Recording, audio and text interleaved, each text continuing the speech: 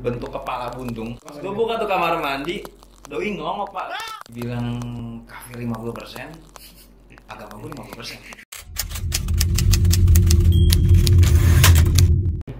Nah, kita lanjut ke next cerita lo nih. Tadi kan cerita lo tuh menurut gua gila sih, epic parah sih. Lo ada cerita lain nggak? Ada sih, gue termasuk orang yang ngekos anak kosan yang lama gitu. Asik, anak kosan makanya. Anak kosan, gue anak kosan yang lama gitu. Walaupun sekarang gue udah ngekos lagi gara-gara covid. Budget low banget. Gue dulu ngekos itu bertujuan karena gue emang tipe orang yang suka hidup sendiri sih. Bukan berarti gue harus pisah sama orang tua, enggak. Gue lebih suka mandiri. Gue kebetulan dapat kos yang di dalam perkampungan, nggak bisa gue sebutin itu kampungnya apa. Yang waktu itu lo ngajak gue ke situ. Iya. Teman-teman gue juga pada tahu di situ. Dan salah satu gue pas gue ngekos di situ, gue juga orang yang fanatik sama band. Yang gue juga mempunyai kehobian yang dibilang nggak normal sih gitu. Gue lebih suka mengkoleksi poster-poster yang berwujud iblis. Dan mungkin di samping gue tahu ya, di samping gue tahu gitu. Pantesan gue nggak takut nih kalau gitu. Poster-poster gue itu jarang yang yang menunjukkan tentang kesenangan gitu. Selalu muka setan lagi. Gue bingung gitu. Gue punya kehobian itu. Sedangkan teman-teman gue yang kalau nginep di kamar gue itu, lu kenapa sih pasang poster kayak gini? Dan gue menyukai itu. Kalau gue setiap tidur tuh, gue pernah lagi tuh punya poster, ngambil salah satu gambar dari Google itu film Pengabdi Setan. Kalau yang lu lihat tuh yang yang ibu-ibu itu lagi senyum di pinggir kaca, itu gue cuci sekitar berapa ya? Enggak ada semeter lah itu. Semeter gue taruh di tembok gue dan itu hadapannya di depan congor gue. Itu gue kalau bisa gue tidur gue liatin sama gue. Tujuan lo apa sih? Maksudnya lo? Gue nggak tahu, gue tenang aja sih. Jadi lo ngerasa tenang tuh? Gue ngerasa tenang aja gitu. Maksud gue kayak gue ngerasa kayak ada teman gitu kan. Dan di situ di selama kosan situ gue mempunyai banyak poster yang nggak bisa gue hitung, cukup banyak juga. Kalau misalkan lu teman Instagram gue juga ada di situ poster-posternya, gue juga gue pajang. Di situ ada beberapa poster yang paling gue sebutin ya. Ada bentuk kepala buntung yang palanya itu berakar, mukanya retak-retak, lidahnya keluar, itu menghadap ke arah kanan dan itu nganga terus mukanya. Oh itu gue tahu tuh yang itu tuh gue tahu. Dan itu yang paling konyol lagi, poster itu gue taruh di depan kamar, di pintu depan kamar. Jadi kalau orang mau masuk itu pasti lihat poster yang pala buntung itu. Dan pernah kejadian anak kecil itu sampai nggak bisa berani lewat kamar gua karena kebetulan kosan gue itu kamar mandinya kan gabungan. Nah jadinya anak kecil tuh mau mandi sampai nggak mau ngelewatin gara-gara takut ngeliat kamar gua. Di pintu itu ada poster pala buntung. Nah iya. Dan gua di situ bertujuan ngambil sebenarnya biar orang ini nggak berisik gitu kan, karena gua benci banget anak kecil tuh berisik banget gitu. Jadi gua kerjain nih mau gua poster pala buntung nih. Udah tuh di situ banyak poster-poster yang nggak normal di situ. Gue merasa betah gitu. Gue juga tipe kalau orang yang bisa dibilang untuk agama gue sendiri gitu, dibilang kafir 50%, agama gue 50%. Agama gue 50%. Serius. Karena gue juga nggak tahu, gue terlalu fanatik sama musik band gue yang nggak jelas itu. Kalau bilang orang-orang yang umumnya ya bilang nggak jelas gitu kan, karena gue di berkesinambungan dengan band metal gitu kan. Nggak tahu, gue menjiwai banget sampai gue suka seperti itu. Metal begini metal. Iya metal begini, jangan. Rasa takutnya gitu. Oh iya gitu. Karena di situ seiring waktunya gue sering ngumpulin poster segala macam, banyak nih cerita-cerita dari tetangga yang nggak jelas. Dan gue nggak mengalami di saat itu.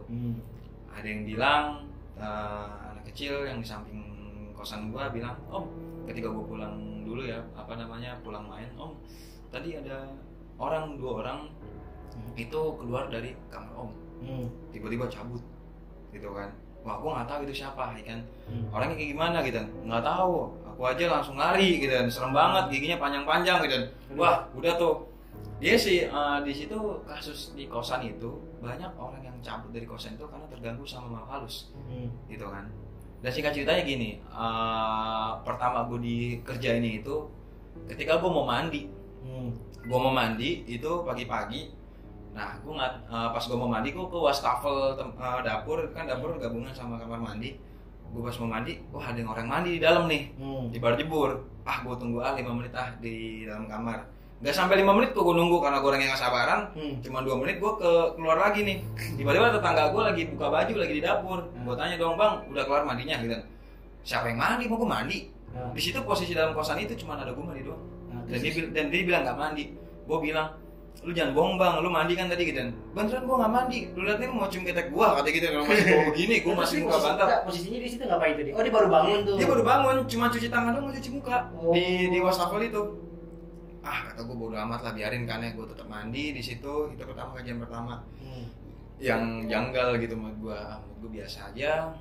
Dan pada puncaknya lagi itu posisinya gue lagi sendiri, semua pada cabut, ya kan. Di situ gue tidur, gue nggak tahu tuh emang perut anak muda kalau malam-malam pasti lapar kan, pasti lapar gitu. Gue langsung lah masak mie. Ya kan gue punya mie nih, gue masak ke dapur, kan gue masak ke dapur. Pas gue lagi masak, lagi buka bumbu mie nih, tiba-tiba gue belut kencing. Gue langsung ke kamar mandi. Posisi kamar mandi ini gue nggak tutup rapat, cuman gue itu doang. Tiba-tiba dia langsung dari luar langsung debar. Kayak ada yang nutup gitu. Ada yang nutup. Kata gue siapa yang nutup nih, kan nggak ada siapa-siapa. Gue kira teman gue dong. Gue masih santai. Gue buka lagi, kan. Udah kelar, gue tetap lanjut masak mie, ya kan. Sampai mie itu kelar dan gue makan di kamar habis kan. Karena gue nggak betah nih kalau habis makan gue taruh di ubin doang nih. Gue langsung cuci biar nggak ada gawean pas pagi-pagi gitu kan. Gue lagi nyuci, ya namanya orang habis makan pedes terus kena rokok, perut mules, ya kan, perut mules. Dan gue masih setengah nyuci di situ. Belum gua sabunin, belum gua baru gua itu doang. Tiba-tiba pas gua habis buang air besar, gua mau nyuci, tiba-tiba piring itu udah bersih.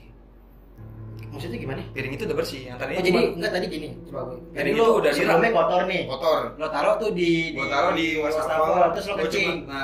Gua cuman siram doang. Terus gua karena mules, ya kan? Gua langsung berak dulu nih. Buang air besar tuh gua tuh. Nah, gua masih inget nih, abis yang gua makan ini masih keadaan kotor, baru basahin doang pakai air. Iya, basahin doang. Terus pas gua kelar tiba-tiba udah dirap. Itu ada yang nyuciin kali. Piring gua di mana nih? Orang posisinya kamar mandi deket banget kan. Mungkin ada yang nyuciin. Satu juga di situ lagi pada pergi semua dan gua sendirian di situ. Kamar pada kosong. Malam-malam itu. Malam jam 2:30. Tiba-tiba 2:30, udah bersih ya kan. Udah tuh pas gua mau cabut ya kan, tiba-tiba gelas pecah. Pas gua mau nyampe kamar gua gelas pecah. Gue balik lagi, tiba-tiba piring itu di wastafel lagi. Di wastafel lagi. Gue bingung nih, kok di wastafel lagi? Tadi gue udah dirak nih kan. Gue mikirnya tuh ada yang nyuciin, ya kan, ada yang nyuciin. Udahlah, gue cuci aja, gue bersihin tuh bekas belinya. Tiba-tiba, nah di situ gue nggak tahu ya habis makan mie itu gue merasa mules banget. Nah posisi juga di kamar mandi. Lagi gue tutup rapat karena gue nggak mau tuh baunya kemana-mana. Gue nggak tahu dah ya kan baunya kayak gimana kalau habis bawa yang besar ya kan. Di situ gue cuci dulu, gue bersihin semua, gue taruh lagi. Pas gue buka tuh kamar mandi. Doi ngelongok pak. Doi ngelongok begini nih. Gue ngelongok. Iya, doi ngelongok begini dan gue langsung gue tutup. Gue nggak lari ke kamar, gue langsung turun ke bawah. Gila sih anjing. Dan itu yang gue inget sih wujudnya nenek-nenek. Ngomong ke bawah. Cuman dia senyum doang. Itu sekelas doang. Gue buka tuh cuma begini langsung gue tutup lagi. Langsung gue turun ke bawah. Wah gila nih nggak beres nih. Gue nggak beres. Gue telepon teman gue kan. Men lu di mana gitu? Gue lagi nongkrong di mana sama Menteng. Udah gue kesana sama TW. Gue mutusin di situ gue nggak tidur di hari itu dan gue lebih milih begadang. Begadang lah gue sampai jam 6. Jam 6 pun gue belum berani gue balik ya kan. Akhirnya gue balik ke rumah orang tua gue. Balik ya kan. Gue tidur di situ, gue masih shock ya kan. Tumben orang tua gue bilang, tumben lu tidur di sini gitu kan. Enggak apa-apa udah gitu kan. Akhirnya gue mutusin nginep itu seharian di situ. Ya kan, gue shock banget di situ. Gue nggak mau cerita sama siapa-siapa. Gue takut kan di situ. Gue cuma cerita sama teman dekat gue doang yang satu kampung itu. Ini bener apa kagak? Apa gue halusinasi? Pakai gimana?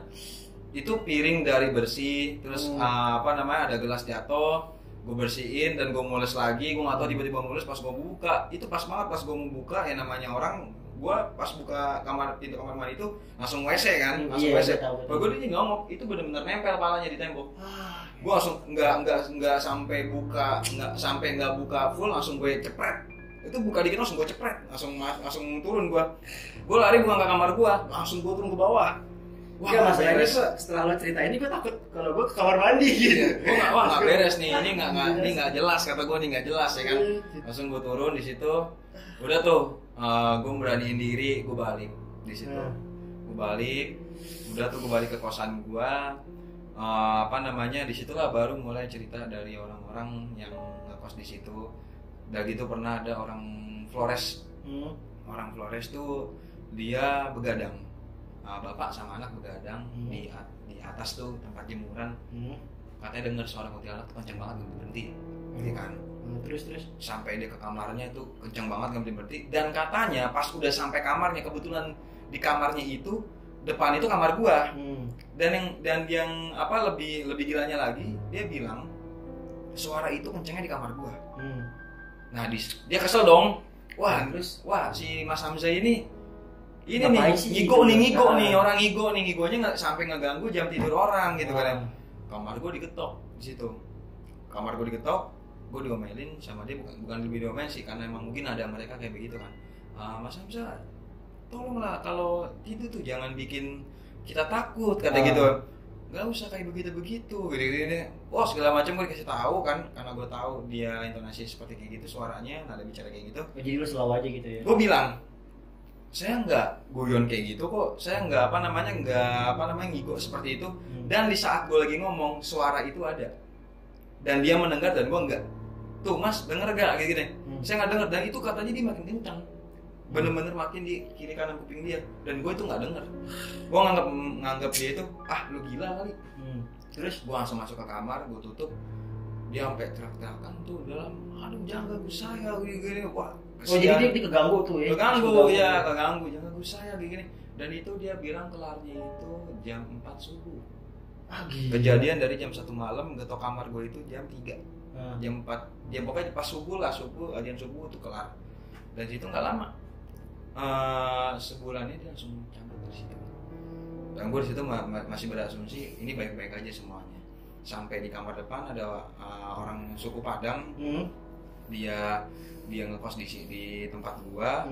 Pas ketika istrinya hamil pindah, disebabkan katanya kamar sering diketok, dibuka nggak ada orang, terus dibuat ada suara nangis segala macam. Mungkin karena istrinya baru hamil digangguin terus, cabut. Yang di depan gua juga sama, anaknya dikasih lihat terus. Dan gua nih yang sengaja baru dikasih lihat sekali, tapi kesannya tuh is okay lah, maksudnya santai-santai aja gitu kan. Sampai gue ngerasain lagi kamar itu kosong dan gue sendirian lagi di situ. Dan gue bingung nih, waduh gue harus berasumsi apa nih ya, maksudnya gue mikir apa nih setan di kamar gue semua. Gue merasa nggak tenang di situ sampai gue lagi itu ikut praktisi di pondok kopi. Pondok kopi gue memutuskan untuk diri gue ruqyah gitu. Wah kayaknya nggak benar nih. Dan di saat gue ruqyah, gue pernah menjalani hal ruqyah, dan ustadznya ini penasaran, dan gue nggak ada reaksi apa-apa, gue cuma ngerasa panas doang. Dia penasaran, kayaknya nih harus diruqyah di kamar gue.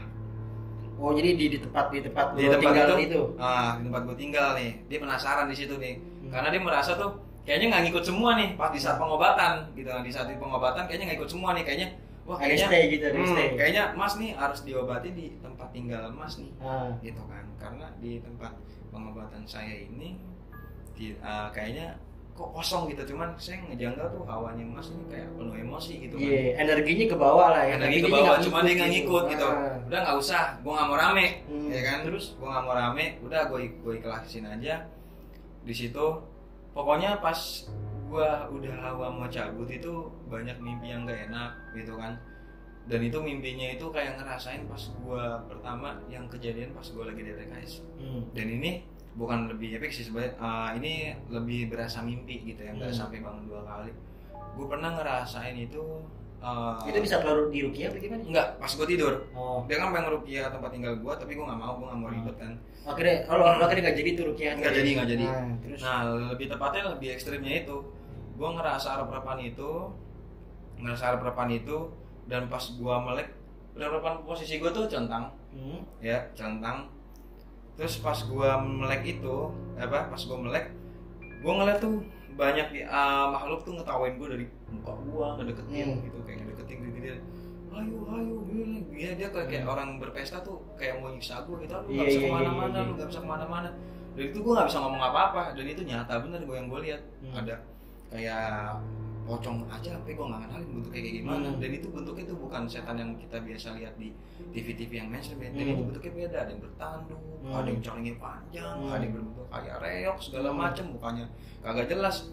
Dan itu gue nggak bisa, gue cuma pasrah. Wah ini gue ngerasa kayak orang mau kesurupan karena gue merinding itu udah di ubun-ubun, udah sampai hati gitu kan. Di kuping gue juga udah pengeng, kayak masuk tiba-tiba gue berontak tak. Nah dan selebihnya pas gue lagi kan karena gue tidur kan lampu dimatiin ya. Gue lemes banget badan gue. Jadi gue punya poster yang gue bilang yang palanya buntung itu. Pas gue nyalain, matanya tuh ke gue langsung ke mari pusing lagi. Dan itu cepet. Jadi pas gue nyalain tuh mata gue langsung ke poster itu hadapannya. Dan tiba-tiba pas gue nyalain matanya lagi ke gue. Tiba-tiba bergeraknya langsung ke depan lagi. Jadi kayak matanya bergerak gitu. Bergerak. Benar-benar bergerak. Wah. Itu pas lo udah bangun. Pas udah bangun, tiba-tiba dia itu lampu kan di sebelah sini. Lampu di mana? Lampu sebelah sini nih. Poster gue sebelah sana tempat tidur gue nih, kayak begini nih. Pas gue nyalain tiba-tiba mata gue kesudutnya ke dia. Kesudutnya di mata gue, mata dia ke gue juga. Tiba-tiba pas gue nyalain mata dia langsung berubah ke sana. Dan itu gue ngeliat pergerakannya.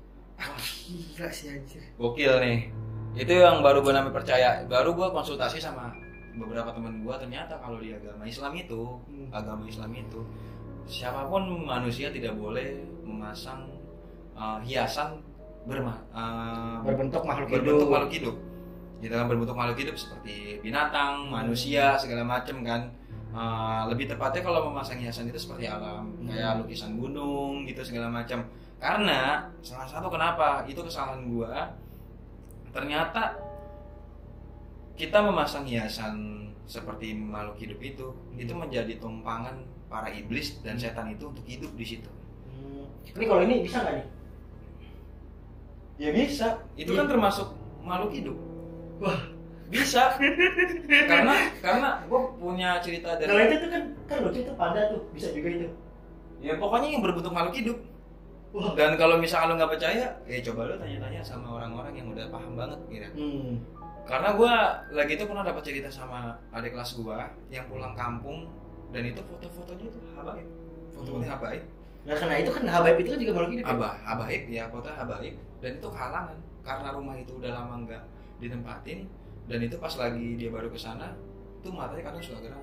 Masih mata habaib itu? Iya, kadang foto habaib itu berubah jadi yang aneh karena kehalangan sama makhluk halus. Oh, sama jin yang nempatin. Sama jin itu karena setiap foto itu awal yang kita taruh itu tidak mempunyai energi apa-apa. Ketika iblis itu masuk ataupun makhluk halus itu masuk, mereka jadi mempunyai energi. Karena tahu nih, karena lu pasti pernah tahu lah, kayak patung ini ada isinya. Iya. Kayak Menara Saida nih, lu di depan itu ada patung, lu mencurigai patung itu ada isinya. Karena patung itu berbentuk apa?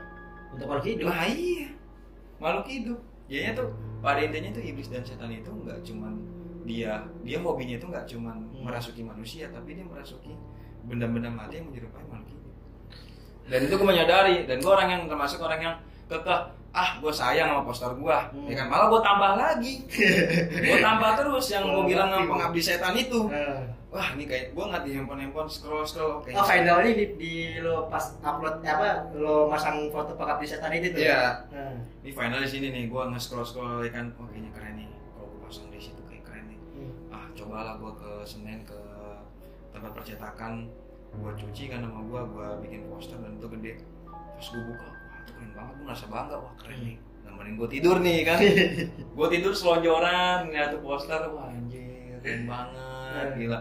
Dan gue belum merasain hal yang aneh sih dalam poster itu karena poster itu cuma bertahan gak ada 1 bulan, ketiap sama nyokap gue disuruh copot gitu. Karena itu udah bentuknya gede, udah berbentuk bermanusia, ya kan, dan itu lagi senyum dan bisa dilihat tuh kalau lihat di Google itu yang ibu-ibu jadi setan itu kayak muka-muka psikopat gitu. Iya gue tahu itu. Jadi kayak muka-muka psikopat, jadi menyeramkan tanpa dia berekspresi apaan lagi juga kayak gitu serem gitu kan. Cuman nih yang ditakutin mungkin sama orang tua gue, takutnya ini anak gue nih jadi orang yang aneh nih. Iya. Hobinya udah kelewatan gitu kan. Padahal gue sendiri nggak merasa terbebani sih kayak begitu gitu kan. Nah lebih tepatnya itu sih. Nah terus pas gue gue juga buka usaha, gue memutuskan untuk cabut dari situ. Karena gue punya gue buka usaha dan ada sekaligus tempat gue istirahat gitu ya. Tempat lo tinggal lah ya. Hari 2 hari mau gue pindah, dan itu bener-bener sih mimpinya ekstrim. Ketika gue mimpi itu bener-bener kayak poster gue tuh hidup semua, kecuali yang berbentuk manusia kayak art gambar kepala buntung gitu. Itu hidup tuh. Itu bener-bener hidup. Dan dia kayak orang ngasih tahu, udah lu mau kemana, lu di sini aja kayak gitu. Iya, kayak nggak terima gitu. Kayak nggak terima, dan dia marah, dan gue tetap kekeh untuk cabut dari situ. Udah singkat cerita itu doang, gue cabut semua poster-poster gue, dan kayak gue tuh kayak mikirnya, waduh kok gue kayak nggak mau ninggalin ini poster nih, ya kan? Kayak sayang gitu. Sayang banget gue, sampai gue rapihin banget sama lem-lemnya, sampai gue lepasin, sampai ke tempat gue yang baru, di tempat toko gue yang baru, dan sekaligus ada tempat istirahatnya, dan itu gue taruh posternya. Lu pasang lagi tuh? Pasang lagi, gue rapiin banget, lebih rapi dari di kamar gue yang sebelumnya. Gue rapiin lagi, udah tuh gue rapiin di situ, jadinya gue dimimpin lagi, dan mungkin lu udah gue ceritain gitu ya sama lu. Dan gue dimimpiin usaha gue udah berjalan, dan gue diliatin sama dua orang itu berbentuknya kepalanya satu, dua orang ya, tanduknya itu 3, yang satu tuh yang satu tanduknya ke depan tinggi gitu ya, tegak. Yang duanya itu tanduknya tuh kayak muter tapi melengkungnya ke bawah, kayak domba gitu ya. Kayak domba. Ada 2 orang ngeliatin gua, dan badannya itu retak-retak, dalamnya kayak ada api, kayak lahar gitu sampai ke muka. Dan 2 orang itu ngeliatin gua terus, dan gua bertanya sama teman-teman gua, kalau lu udah dihadapkan dengan makhluk seperti itu tuh bukan setan, tuh iblis. Gue sampai bingung, gue gila, gue keren banget sampai datangin iblis. Gue merasa kayak mikir, wah anjing gue datangin iblis men, gila lu, gue datangin iblis, anjir bukan setan lagi, gue iblis datangin. Wah gila, gue datangin iblis. Dan gue situ di mimpi itu gue ngeliat, udah biarin aja, gue tetap ngelainin orang makan ya kan. Terus gue liatin lagi, dia masih ngatin gue, tapi mukanya nggak ada senyum, mukanya tuh kayak orang marah gitu, tapi gue biasa aja. Dan pas gue nanya sama teman-teman gue yang agak sedikit bisa gitu ya, kalau lu ditemuin orang-orang yang kayak begitu, itu bukan setan lagi, tuh dia iblis. Dan gue merasa kayak ada kebanggaan satu diri, wah akhirnya gue ketemu iblis, anjing iblis. Dan terus lu bangga gitu ketemu iblis? Gue punya rasa bangga sedikit sih, wah anjing gue iblis, gitu datangin iblis lo ya kan, gila keren banget lo kan. Cuman merasa terganggu, kayak orang, waduh kok gue kayak kayak orang keganggu gitu kan.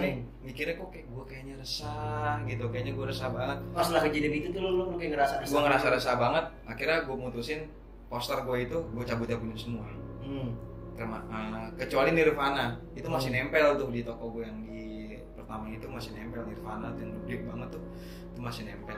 Gue cabutin, gue robek. Itu banyak poster-poster gue, dari poster Slipknot, ada Suicide Silence, itu banyak banget kan. Udah gue cabut-cabutin, terutama yang pala buntung itu gue robek sama gue sampai halus, dan itu gue nggak buang, gue tatakin di etalase. Ya gue punya etalase ayam kan, gue buka usaha geprek sama saudara gue. Etalase itu kan kebetulan goyang tuh, ya kan. Nah hasil robekan pala buntung ini gue taruh tuh di etalase, gue taruh biar nggak goyang etalase gue. Ujungnya nggak kebuang dong, ya kan. Walaupun terrobek tuh tetap gue nggak buang. Udah tuh pas pas gue udah kayak mikir, ini nggak kebuang nih, gue ambil lagi, gue ganti dengan kertas baru, gue buang. Nah di situ yang nenek-nenek gue lihat pas di saat kamar mandi, ya kan. Ternyata gue juga udah pernah sedikit cerita sama lo, ya kan. Dan ternyata dia ngikutin gue di tempat gue yang baru. Tapi wujudnya berbeda, palanya di bawah, tangannya di bawah, kakinya di atas. Dia itu kalau misalkan dia lari, itu udah bisa disebut kalau di Indonesia itu kayak kuntil bapak. Dia lari tuh gini. Kuntil bapak gimana itu, Nyet? banyak cerita ininya, katanya sih pala di bawah, terus tangannya di bawah. Dia tuh pokoknya dia kayak orang breakdance lah. Bener, kayak orang breakdance itu dia larinya itu kakinya di atas, tangannya di bawah. Dia begini-begini tuh lari, tuh mukanya udah nggak jelas gitu kan. Gue taunya itu dia ada ngikutin gue di situ, jadinya gue ceritain tentang dia gitu, cerita tentang dia. Nggak taunya ada orang kosan situ ngasih tahu, Mas, itu saya nggak, ntar lu ceritain dia di sini. Nah, dia salah satu orang yang makhluk itu bilang di dalam mimpi gue, siapa mau menceritain tentang diri saya ada di situ, dia bilang gitu. Karena dia bukan lebih tepatnya menyukaiku ya, karena gue orangnya terlalu relax dengan hal-hal kayak gaib gitu. Jadi dia kayak orang, nggak apa-apa lah gue ngikutin dia nih, orang dia santai kok, nggak ketakutan gitu kan. Dia merasa nyaman. Gue nggak tahu lah posisi rumah dia untuk bersinggah itu di salah satu poster gue apa bukan. Gue nggak tahu karena nggak memenuhi. Tapi di saat gue udah pindah di di toko itu udah nggak terjadi apa-apa lagi. Dan yang gue belum bertanya sih, yang gue belum tepat nemuin itu satu dua orang yang tanduknya 3 dan 2 yang nenek-nenek yang gue pertama gue lihat, dan itu ngikutin gue sampai toko yang kepalanya itu ke bawah. Nah itu tadi yang lihat itu gimana itu? Yang mana? Yang tadi lu bilang di kosan baru ini lah ada yang lihat itu gitu. Iya, laporan sama gue, Mas, itu saya ngeliat ada orang situ cuman kepala di bawah saya. Dan kebetulan tuh dia berangkat kerjanya itu pagi, sekitar jam 5:30 kurang lah itu. Dia bilang kayak begitu, dan gue waduh, kok ciri-cirinya apa ya, sama kayak yang gue pernah nemuin. Iya, kan pertama kali temuin. Wah, ada ngikut nih doi ini kalau kayak gini nih, udahlah biasa aja. Dan sampai seterusnya pun udah nggak ada lagi. Udah nggak ada cerita laporan orang-orang yang ngekos di situ kalau ngeliat yang kayak gitu. Cuma satu orang doang sih, lebih tepatnya doang. Gila tuh di kosan. Makanya gue selalu pengen mencari orang siapa yang tahu dia itu, dan gue harus gimana nyikapinnya gitu. Karena karena menurut gue ini masih teka-teki banget. Nanti lu banyak ke. Iya, masih teka-teki banget sih. Kalau memang gue udah tahu dia lebih tepatnya, gue harus ngapain kan juga enak gitu kan. Kalau mau ya temen gue nggak apa-apa. Setiap hari ya. Setiap hari. Iblis anjir.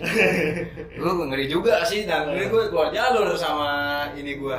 Cuman agama lo gitu. Nah, cuman itu pertama yang gue dibilang gue agama gue 50%, kafir gue 50%. Itu di saat gue lagi bener-bener kayak orang percaya bahwa idealis gue itu bisa membangun gue kejayaan. Tapi ternyata tidak, menghancurkan gue semuanya. Dan lo harus tahu gitu ya, ketika lo mempunyai idealis di luar jalur dari agama lo, ketika lo masih dikasih teguran untuk balik lagi ke agama, lo harus bersyukur gitu. Maksudnya gue salah satu orang yang sesat dalam perjalanan hidup gue di tentang agama gitu ya, sampai gue melupakan hal-hal yang di larangan agama gue, dan sampai gue berfirasat, wah kalau gue itu kayak setan ya, gue setan banget gitu, gue mikir gue setan banget nih kan. Tapi pada alhamdulillahnya di pertengahan tahun, dia di masuk bulan Agustus, sebelum Agustus lah, gue udah mulai terbuka sih dari masalah gue kayak kayak gue belum lama kejadian gue kesiram minyak 4 liter tuh, gue ngerasa tuh di situ pikirannya, wah ini baru ngerasain panas dari minyak 4 liter, belum neraka gitu. Gue mikirnya di sini, wah gue kayaknya harus move nih dari idealis gue yang membuat diri gue tuh hilang arah. Gue tetap ngeband, tapi mungkin gue nggak sefanatik dulu gitu kan, karena gue salah satu orang yang gampang terhasut gitu. Jangankan orang ngasih tahu gue kayak, lu harus kayak gini. Gue denger musik aja nih, denger kayak berita-berita di Instagram, hiburan Instagram, gue gampang terhasut gitu loh. Udah sih, maksudnya gue udah sedikit-sedikit menghilangkan yang tadinya gue bilang 50% kafir. Ya mungkin kalau gue pikir-pikir sekarang udah 20% ya, udah berkurang. Gue udah berkurang karena pembawaan gue lebih tenang gitu kan. Oke, mungkin segitu aja cerita dari si Bung Hamzah. Kalau lo pengen si Hamzah ada di sini lagi, lo komen yang banyak, lo like dan juga subscribe ya kan. Doi keren nih ya kan. Tapi masih keren gue. Kumis gue cukur. Iya, gue cukur. Oke, nggak usah banyak basa-basi lagi. Terima kasih ya, datang ke sini. Pasti lo nanti gue bakal undang lagi lo kalau misalkan banyak yang komen di YouTube gue ya kan. Jangan deh. Enggak, gue pengen penasaran sih sama cerita selanjutnya ya kan. Cerita selanjutnya. Nah, oke gitu aja, terima kasih.